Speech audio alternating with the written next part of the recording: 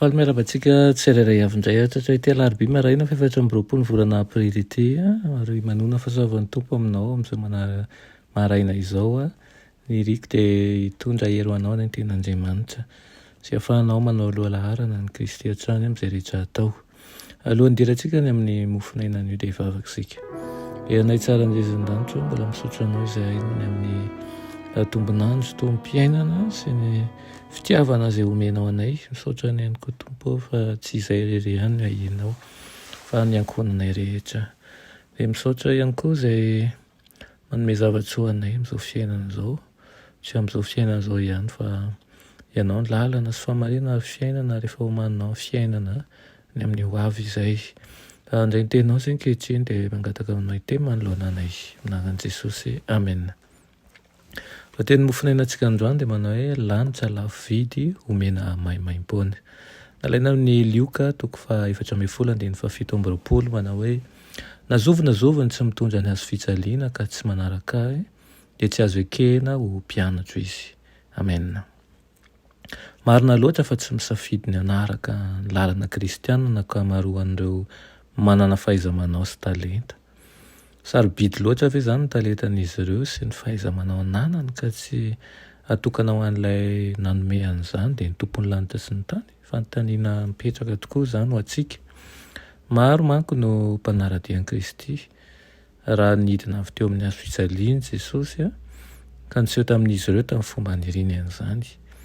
Raha tonga niaraka tamin'ny harena na tonga niaraka tamina zavatra mahafinaritra ohatra izany Jesosy dia betsaka tokoa ny nandray azy tamin'ny fifaliana sy ny hazakazaka ary hanome satrim-boninahitra azy ho tompony rehetra tahaka n'ireny fampelezan-kevitra ireny. Raha nahiliny ny fanetrehan-tenany sy ny fahoriany ka ny hika izy nanao hoe raha misy maniry ny anaraka aoka izy hanao an'izay hafaly ny tenany sy hifaly amin'izao tontolo izao ohatra dia ho mpianatro izy dia azo inona fa tena be dia be ihany koa no nino anazy. Saingy tsy hanatona antsika afa-tsy amin'ny toetra malemy fanahy, toetra manetsy tena nombona tamin'ny hazo fijalian'i Jesosy. Izy ilay voatà. Tokony handray anjara amin'ny fandavan-tena sy amin'ireo fahoriana misy isika raha maniry ny handray ny satrim-boninahitra rahatrizay. Tsy ampy ve ny nandozan'i Jesosy ny fahasambarana sy ny voninahitry ny lanitra ohatra ka ny aretan'ny fiainam-pahantrana sy ny fahoriana lalina ary ny fahafatesana tamin'ny azo lazaina hoe fahafatesana tena mahatsiravina sy mahamenatra mba nomezana antsika ny fifalian'ny fahamasinan'ny lanitra. Azo heverina ve fa isika izay tsinontsina eo anatrehany fahamboniana lehibe sy fitiavana lehibe tokoa no hitady anjara tsara kokoa eto amin'ity fiainana ity ankoatran'izay nomena n'ilay mpanavitra antsika. Ho mora manao ahoana ny lalana mankany an-danitra moa izany raha tsy misy fandavan-teny. Ohatra ny ahoana ny lalana mankany an-danitra raha tsy misy hazo fijaliana. Ahoana no fihazakazaka ireo tia an'izao tontolo izao ary ahoana no hahamaran'ireo mpiahatra halavaratsy eny amin'ny lalana. Hoy aho aminao manao hoe misaorana Andriamanitra noho ny hazo fijaliana.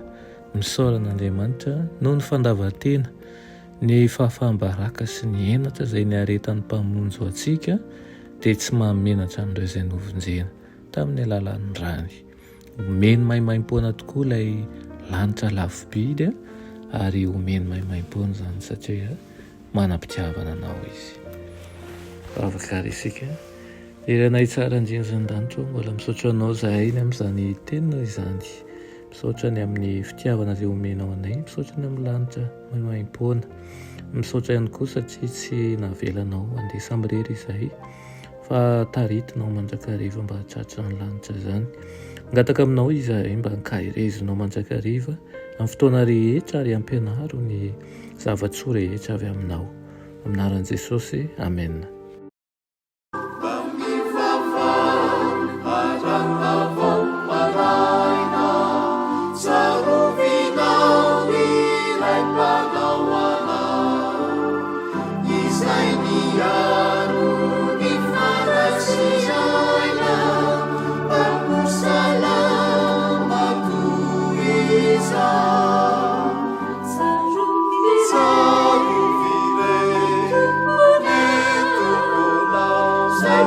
ka